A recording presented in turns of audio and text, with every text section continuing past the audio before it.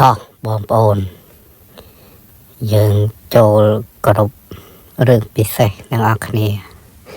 តោះដើម្បីយើងចូលបានយើងចូលមកកាន់ពាក្យ search នេះណាបងប្អូនអរគ្នាអញ្ចឹងបងប្អូនមើលមួយកាលណាមើលលឿនចូលអត់បានទេបងប្អូនអញ្ចឹង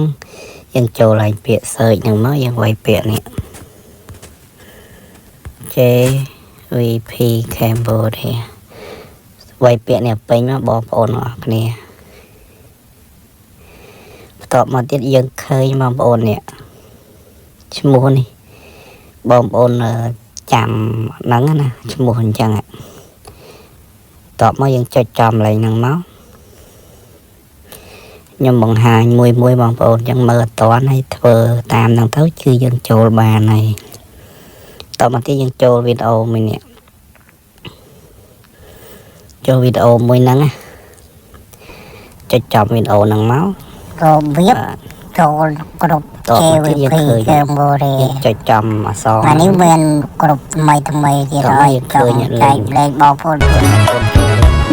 រំលងចង់ពុំកាន់ស្អែកសម្លេងម្នាក់ឯងឥតមាននេះដើម្បីយើងចូលបានឲ្យកាពេលយូរយើងចូលពាក្យ search នេះមកបងប្អូនគ្នាតោះមកយើងវាយពាក្យនេះបងប្អូនចេញរំលងចង់ពុំចេញវិញអស់មក Cambodia ចូលម្ដងទៀតបងប្អូននេះវាយពាក្យហ្នឹងពេញមកបើសិនជាមិនមើលថែទាំរូបកាយរបស់ខ្លួនឯងបានហ្នឹងមកណាតបមកយើងរយើងចុចពាក្យហ្នឹងមក channel មួយបើសិនជាមិនមើលថែទាំរូបកាយរបស់ខ្លួនឯងបានល្អកម្លាំងពលំបានយើងចូលមើលតាមវីដេអូហ្នឹងចូលមើលវីដេអូនេះចូលគ្រប់ JVP យើងចុចកន្លែងណាដែរបងប្អូនរំលងចង់ពុំកាន់ស្អែកសម្លេងម្នាក់ឯងឥតមានភ្លាំងព្រាត់អង្គហើយនឹងរវីក្រវត្តឃើញលេងមករំលង